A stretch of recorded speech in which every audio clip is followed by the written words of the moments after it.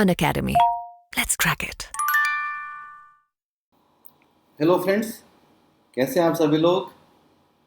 मैं जावेद फारूकी एक बार फिर से आप लोगों के साथ अनअकैडमी के इस नए चैनल पे इस नए कोर्स में यानी कि history current affairs prelims 2024 current affairs series के इस नए इस कोर्स में एक नए टॉपिक पर एक नई क्लास लेकर के आपके बीच हाजिर हूँ दोस्तों। उम्मीद करता हूँ आप सब बहुत अच्छे होंगे, बहुत खुश होंगे, बहुत मस्त होंगे और अपनी तैयारी को एंजॉय कर रहे होंगे। दोस्तों, history current affairs series prelims 2024 की इस सीरीज़ में अब मैं एक जो नया टॉपिक लेकर के आपके सामने हाजिर हुआ हूँ। टॉपिक का नाम है, जैसा आप स्क्रीन पर देख पा रहे हैं, कि श्री रामकृष्ण मठ की 125वीं वर्षगांठ समारोह। ये हिस्ट्री, मॉडर्न हिस्ट्री में दोस्तों काफ़ी इम्पोर्टेंट टॉपिक हो सकता है और रामकृष्ण मिशन और रामकृष्ण परमहंस और साथ ही साथ दोस्तों से जुड़ी हुई स्वामी विवेकानंद की जो भी उपलब्धियां हैं या उनके जो विचार हैं वो आपके एग्जाम के लिए महत्वपूर्ण हो सकते हैं। तो इसी क्रम में मैं ये कोर्स आपके सामने लेकर के हाजिर हूँ। टॉपिक आप देख पा रहे हैं।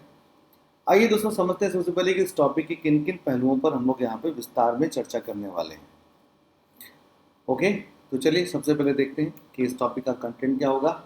तो टॉपिक आपके सामने है, जैसा आप देख पा रहे हैं, इसका कंटेंट सामने है। सबसे पहले इम्पॉर्टेंट बात ये है कि हम लोग बात करेंगे कि चर्चा में क्यों है, सॉरी, ये टॉपिक चर्चा में क्यों है। तो चर्चा में क्यों है दोस्तों, रामकृष्ण मिशन, सबसे पहले इस पर बात करेंगे। पुनः दोस्तों रामकृष्ण मिशन के बारे में, उनके विभिन्न पहलुओं के बारे में यहाँ पर डिस्कशन करेंगे, यानी कि रामकृष्ण मिशन की स्थापना, उसके उद्देश्य तरह, उसके वैश्विक स्थिति के बारे में, उसके प्रेजेंट टाइम उसकी स्थिति क्या है, इन सारे पहलुओं पर चर्चा करेंगे। इसके बाद स्वामी विवेकानंद के प्रमुख विचारों पे काफ़ी विस्तार से चर्चा करने वाले हैं हम सभी लोग। तो ये कोर्स दोस्तों आपके लिए 2024 की प्रारंभिक परीक्षा के लिए काफ़ी महत्वपूर्ण है। तो आप लोग, उम्मीद करता हूँ कि आप लोग इस टॉपिक के हर एक पहलू को अच्छे से सुनेंगे, समझेंगे और विस्तार में नोट करने की कोशिश करेंगे। दोस्तों, टॉपिक की शुरुआत करने से पहले आपके लिए एक घोषणा करनी है। एक घोषणा ये है दोस्तों कि 25 अगस्त से लेकर के 31 अगस्त के बीच में हमारी यूट्यूब पर कोई क्लासेस नहीं होंगी। इस बीच में हमारी केवल अनअकैडमी पर स्पेशल क्लासेस होंगी, जिस स्पेशल क्लासेस की लिंक आपको यहाँ पे डिस्क्रिप्शन में दे दिया जाएगा। ये स्पेशल क्लासेस दोस्तों PYQs पे आधारित होंगी, यानी कि पिछले 15 वर्षों में इतिहास से संबंधित जो भी अलग अलग टॉपिक से संबंधित जो भी प्रश्न पूछे गए हैं, खासकर जो प्राचीन इतिहास, मध्यकालीन भारत, आधुनिक भारत और कला और संस्कृति से संबंधित जो प्रश्न पूछे गए हैं, उसके पिछले 15 वर्षों के प्रश्नों का topic wise, chapter wise with detail explanation हम लोग इस पे कोर्स कवर करेंगे, जिसका डिस्क्रिप्शन में आपको लिंक मिल जाएगा। आप उस लिंक के माध्यम से स्पेशल आप अनअकैडमी इन क्लासेस से जुड़ सकते हैं। तो आइए दोस्तों टॉपिक को आगे बढ़ाते हैं। जैसा आप देख पा रहे हैं कि इसका कंटेंट क्या होगा। चर्चा में क्यों, रामकृष्ण मिशन के बारे में, उनकी स्थिति और स्वामी विवेकानंद के प्रमुख विचारों के बारे में विस्तार से बात करने वाले हैं। सबसे पहले बात करेंगे चर्चा में क्यों है। तो जैसा आप देख पा रहे हैं दोस्तों कि श्री रामकृष्ण मिशन की 125वीं वर्षगांठ समारोह जो है वो तमिलनाडु के चेन्नई में अभी मनाई गई, आयोजित की गई, जहाँ पे हमारे प्रधानमंत्री महोदय ने दोस्तों इसमें भाग भी लिया था।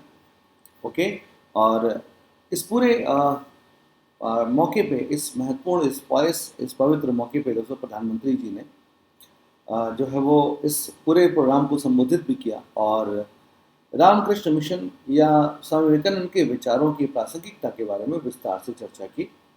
सो दैट, इसलिए दोस्तों ये टॉपिक आपके एग्जाम के लिए काफ़ी महत्वपूर्ण हो सकता है 2024 के एग्जाम के लिए। देख पा सकते हैं दोस्तों कि भारत का प्रमुख समाचार पत्र इंडियन एक्सप्रेस में भी इस बात को न्यूज़ में जगह दी गई है। रामकृष्ण मिशन 125वीं फाउंडेशन डे को सेलिब्रेट किया गया है। तो ये न्यूज़पेपर में भी इसे चूँकि कवर किया गया, इसलिए आपके एग्जाम के लिए काफ़ी महत्वपूर्ण है। चलिए अब आइए दोस्तों थोड़ा सा रामकृष्ण मिशन के रामकृष्ण मिशन चर्चा में क्यों है, उसके बाद हम लोग रामकृष्ण मिशन के बारे में थोड़ा बात करते हैं कि रामकृष्ण मिशन से जुड़ी हुई विभिन्न पहलू या विभिन्न तथ्य क्या हो सकते हैं। सबसे पहले हम ये जानते हैं कि रामकृष्ण मिशन है क्या। तो दोस्तों रामकृष्ण मिशन स्वामी विवेकानंद जी के द्वारा अपने गुरु स्वामी रामकृष्ण परमहंस के नाम पर एक संगठन की स्थापना की गई थी 1897 में, जो एक परोपकार पर आधारित एक आध्यात्मिक संगठन है। ओके, जहाँ पे मानव सेवा और आध्यात्मिकता पे काफ़ी बल दिया जाता है, यानी कि आध्यात्मिकता के विचारों के प्रसार और मानव सेवा पर काफ़ी ज़्यादा बल दिया जाता है, जिस संगठन की स्थापना 1897 में स्वामी विवेकानंद जी के द्वारा वेलूर मठ में की गई थी दोस्तों। ओके, यानी कि मानवता के प्रसार के लिए, मानवता के विकास के लिए, या फिर यूँ कहें कि मानव सेवा के लिए और आध्यात्मिक विचारों को आगे प्रसार करने के लिए रामकृष्ण मिशन की स्थापना की गई थी। देख सकते हैं लिखा भी है कि इसका लक्ष्य मानवता की सेवा करना और रामकृष्ण परमहंस के प्रकाश में वेदांत के सार्वभौमिक संदेश तथा आदर्शों को बढ़ाना देना है। यानी कि दोस्तों जहाँ पे मानवता की सेवा तो करनी ही करनी है, लेकिन उसके साथ ही साथ रामकृष्ण परमहंस के जो वेदांत के विचार थे, वेदांत दर्शन के जो विचार थे, यानी कि जो उपनिषदों के विचार थे, उन विचारों को भी दुनिया में प्रचारित करना रामकृष्ण मिशन का उद्देश्य। दोस्तों रामकृष्ण मिशन के सामाजिक उत्थान के उद्देश्य से व्यापक गतिविधियों में संलग्न है। दोस्तों प्रेजेंट टाइम में जिस समय स्थापित किया गया था, खैर उसका ये उद्देश्य तो था ही, लेकिन वर्तमान समय में ये विभिन्न प्रकार के सामाजिक गतिविधियों में संलग्न है। इस दौरान अकाल से लोगों को सहायता, लोगों की स्वास्थ्य सेवाएं, शिक्षा के क्षेत्र में, लाइब्रेरी के क्षेत्र में, लाइब्रेरी के विकास में, प्राकृतिक आपदाओं से लोगों को बचाने के लिए राहत कार्य, ग्रामीण विकास और स्वास्थ्य, सफाई, इन सब के क्षेत्र में दोस्तों ये लगातार इन विभिन्न गतिविधियों में, इन सामाजिक कार्यों में रामकृष्ण मिशन अभी भी संलग्न है।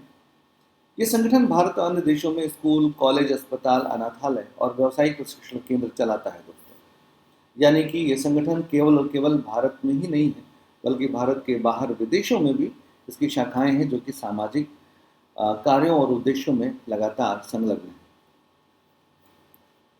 अपनी सामाजिक गतिविधियों के अलावा रामकृष्ण मिशन सांस्कृतिक और आध्यात्मिक केंद्र भी संचालित करता है। जैसा मैंने अभी थोड़ी देर पहले आपको बताया कि विभिन्न सामाजिक कार्यों, मानव सेवा, परोपकार और विभिन्न प्रकार की जनता की सेवा करने के अलावा ये रामकृष्ण मिशन का एक प्रमुख उद्देश्य सांस्कृतिक उत्थान या सांस्कृतिक विचारों को भी प्रसारित करना है।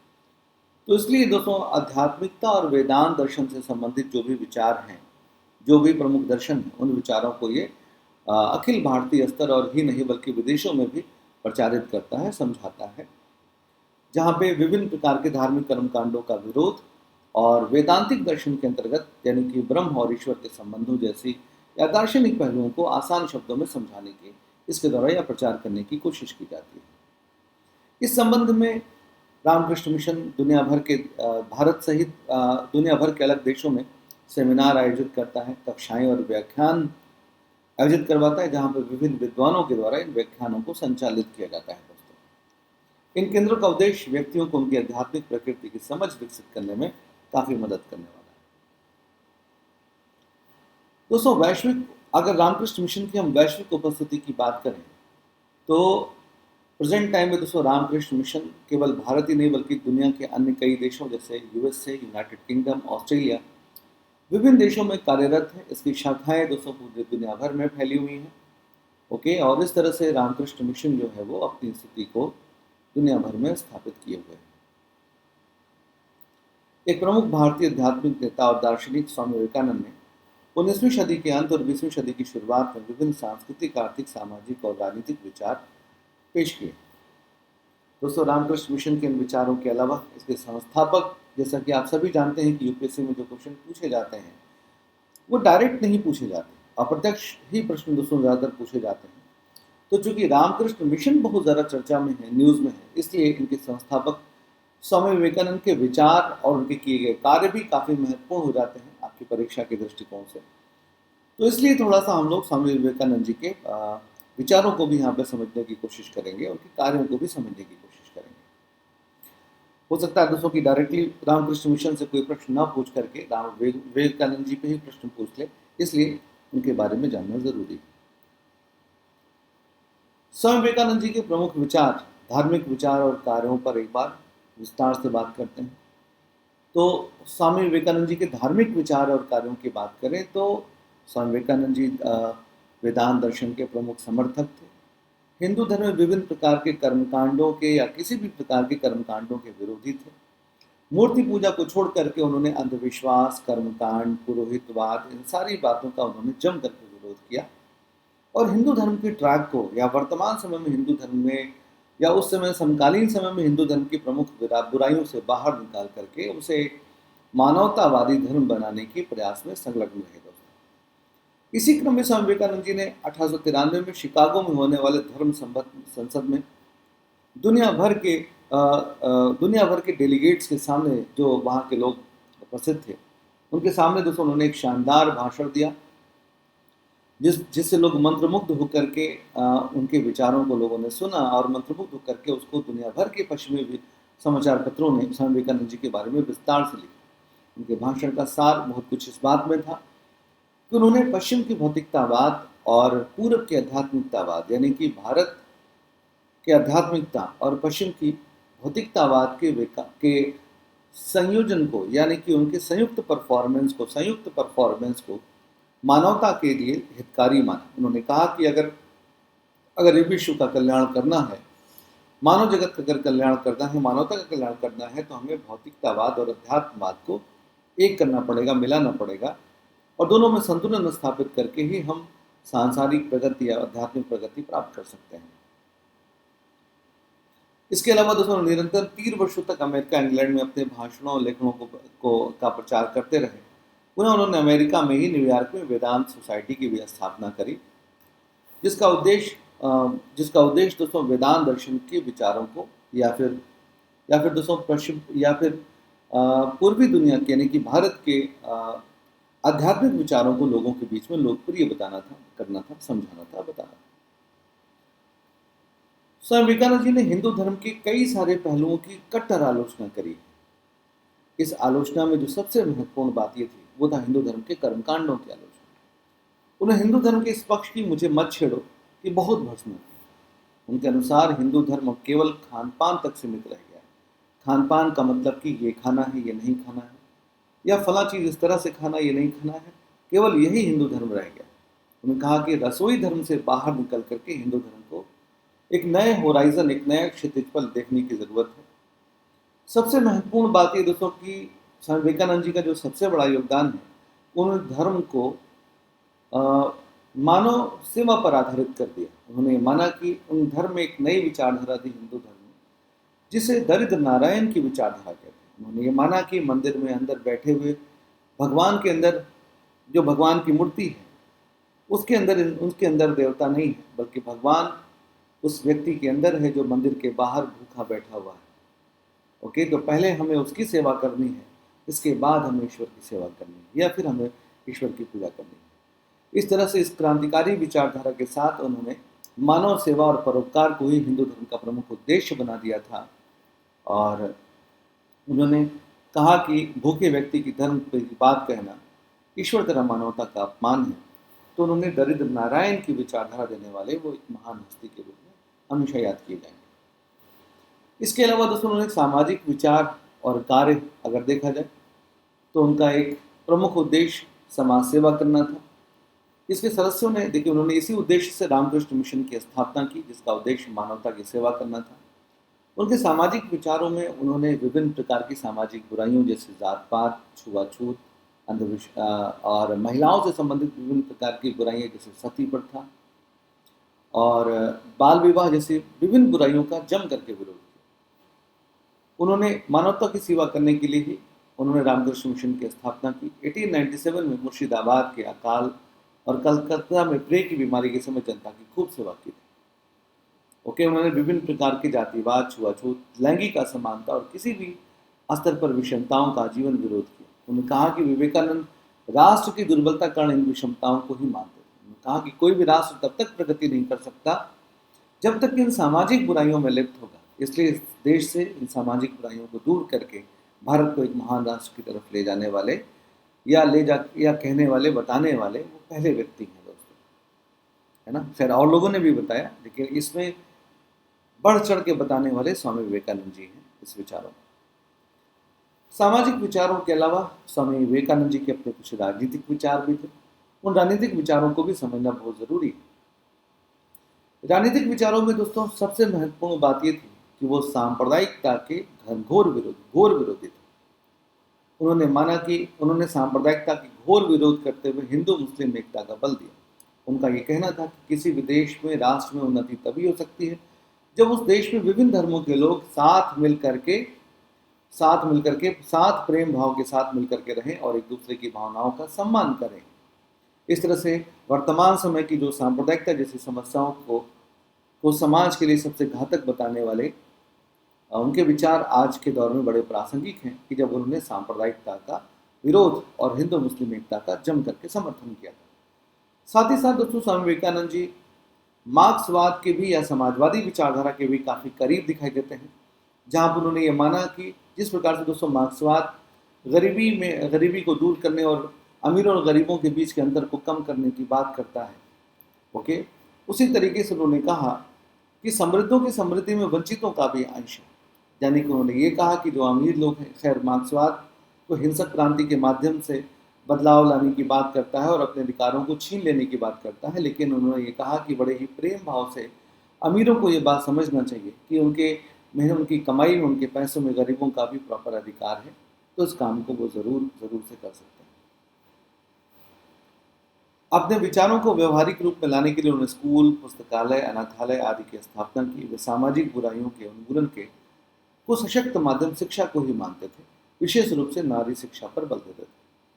उन्होंने किसी भी राष्ट्र की प्रगति के लिए शिक्षा को सबसे प्राथमिक हथियार माना। उन्होंने कहा कि शिक्षा ही वो ताकत है जिसके माध्यम से कोई राष्ट्र प्रगति कर सकता है, उस राष्ट्र के लोग उन्नति कर सकते हैं। इसलिए शिक्षा पे दोस्तों उन्होंने बहुत बल दिया।